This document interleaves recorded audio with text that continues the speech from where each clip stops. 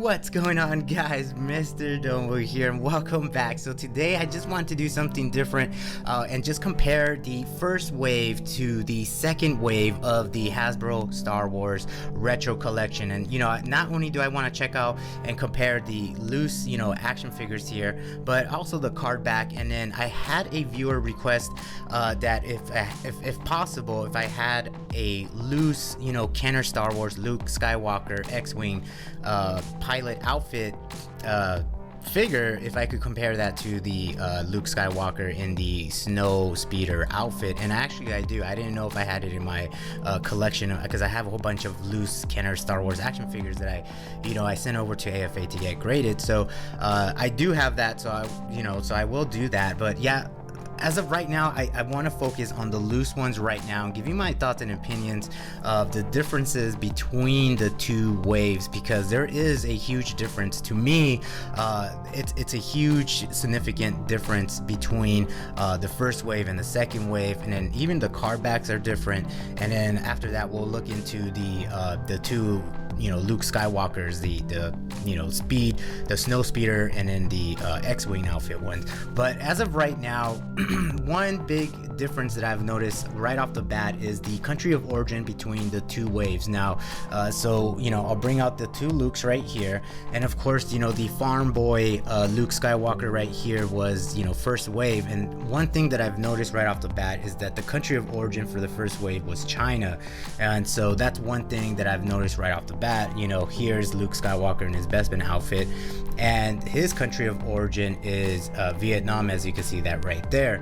Now, other than that, the more obvious one is that the height difference. Now, they're both on a stand. The stands are pretty much the same, but as you could tell is that and I did this video kind of comparing it with the original Kenner action figures. And one thing that I have noticed, I'll take them off the stand just to be a little bit fair, because I know this guy kind of pops out, but as you could tell, the second wave is definitely a slit, just a little bit taller than the first wave. So the second wave is definitely taller, and I think that goes more in line with the actual Kenner figures, because when I compared the first wave to an actual Kenner figure, they were a lot shorter. So I don't know if it's the manufacturing, the difference between China and Vietnam, the mold or whatnot, but definitely the second wave, they did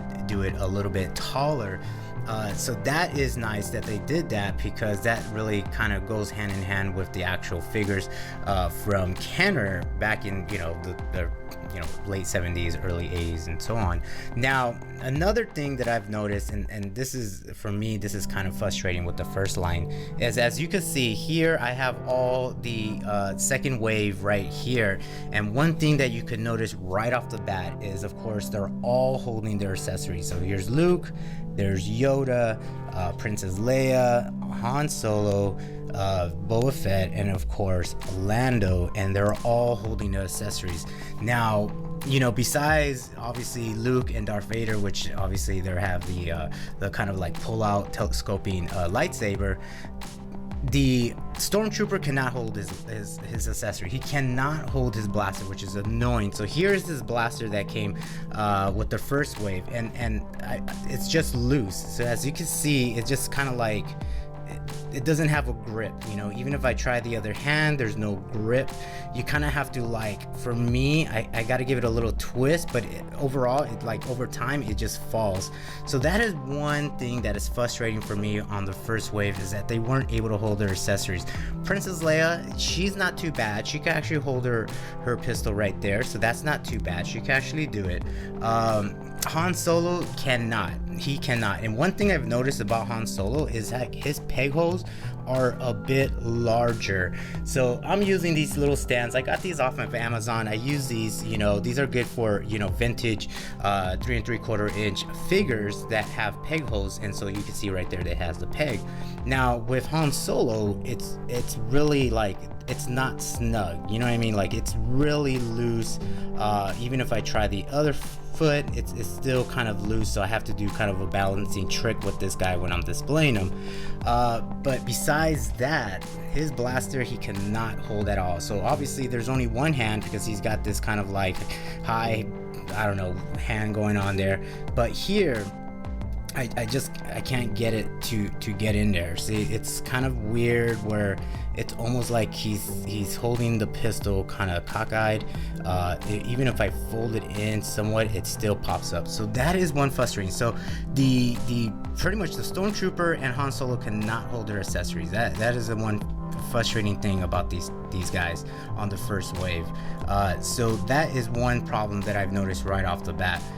Chewbacca over here is not a problem because he actually has this kind of like arm, I want to say like the buttstock of his rifle there, so he could, you know, you could kind of like jimmy it and get him to hold it. It's better if it's down because then it kind of presses against the leg and it holds it pretty well. But other than that, that's pretty much the best way you're gonna get it. So like I said before in my last video, it's definitely a huge improvement. And like I said, I don't know if it has to deal with the actual manufacturing from switching from China over to Vietnam, but it's definitely a huge improvement. I'm digging it. If they keep continuing on like this and they all hold their accessories, then it's totally worth it, and I think that's really great. Now what I want to do is now focus our attention over to the card backs. So let me go ahead and get the card backs, and so we could take a closer look at those card backs. Alright, so going into the card back, let me show you the first wave card back, and this is Luke Skywalker right here. I have him in these star cases to protect them.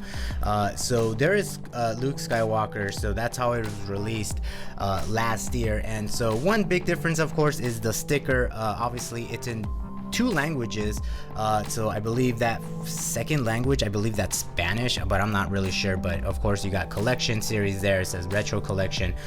So that is the first wave right there. And then of course, like I said in my previous video, that what they did in the back was, of course, they did a picture of the characters that were being released in that first wave, and that's how it looks right there. Now, comparing the card back into the second wave is obviously a little bit different, not too much, but obviously this is the Empire Strikes Back card back. And of course on the sticker now they added a 3rd language there. So I mean, if you guys know what language that is, you guys tell me in the, you know, comments below, but I don't know what language that is. But obviously you could tell that the card backs is slightly different, just that sticker. They did still do these kind of aging, weathering effect on it. I wish they didn't do that. I wish they would have just done what they did to their real Ghostbusters action figures, because that was super clean. Like they did exactly how it was released. I don't know why they do this. I don't know why they slapped that big old retro sticker, because they didn't do that with the Ghostbusters. So it's very interesting that they do it with the Star Wars. I don't know if it's just to like maybe deter people from trying to sell these as like real vintage ones, but I mean, the clamshell is an automatic like indicator that this is a more modern figure. Like it's just, to me it's just obvious. So on the back side here on the second wave, they, like I said, they didn't do that photograph of the 6 figures being released. They just have the names and then that was it. And then they added more language warnings and copyright and all of that. So slight differences. I don't know if they do next year. I'm assuming they're gonna do the Return of the Jedi. I'm guaranteeing they're gonna do it, but I wonder if they're gonna keep this or they're gonna change it again. But I really prefer the first wave, and I love the little picture there of the 6 figures, and of course like the art of it is just really super, you know, it's just got that retro feel to it. And here they didn't do that, you know, they just give you a bunch of gibberish about, I don't know, copyright and so forth. But So that is one thing. I really dig the first wave, but the figures were just they could have been better.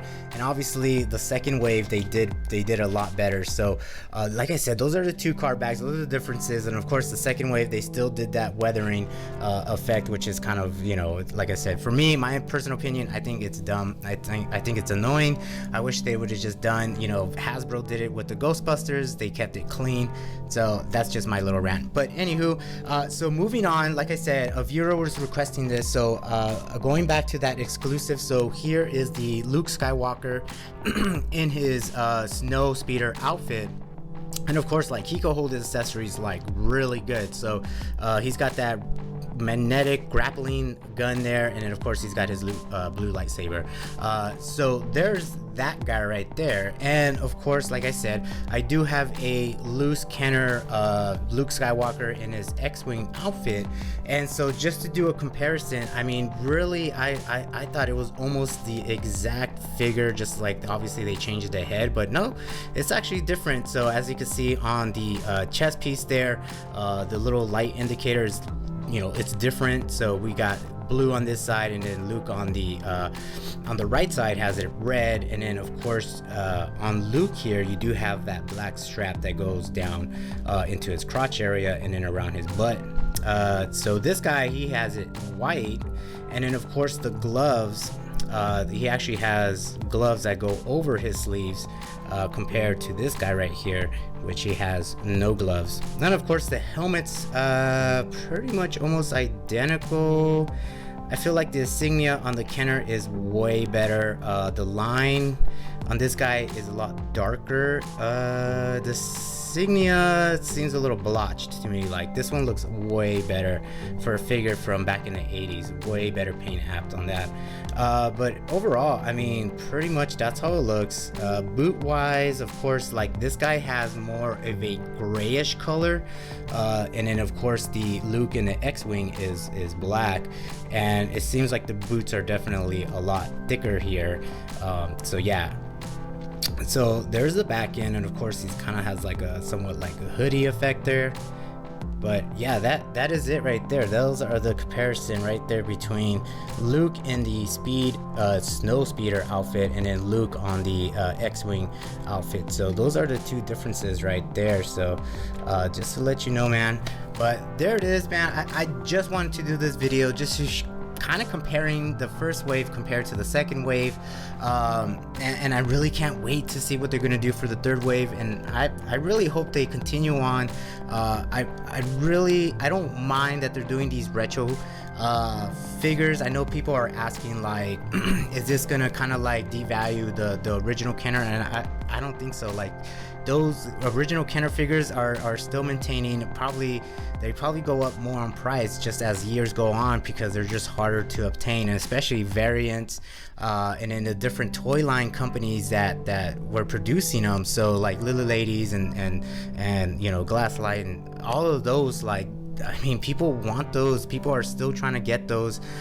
You know, some figures are super rare to get, and especially like the packs, the multi-pack figures, and so for me, my own personal opinion, I don't think that they're gonna go down in value regardless of these guys coming out into the market. I mean, I think it's just kind of, to me, I feel like it's just meshing the two kind of like generations. The generation that kind of grew up, you know what I'm saying, like as kids buying Star Wars back in the, you know, late 70s, early 80s, and then obviously kids or adults that are buying this stuff now. So I think it's just, you know, kind of bridging that gap between the two collectors. But overall, I don't think it's bringing down the value. I think the value is always going to be the same, and it's probably just slightly going to go higher as time goes on, because it's going to be harder to acquire those figures, even though these are out in the market. But that's pretty much it. Thanks for watching. Thank you for support, and I will talk to you guys in the next video.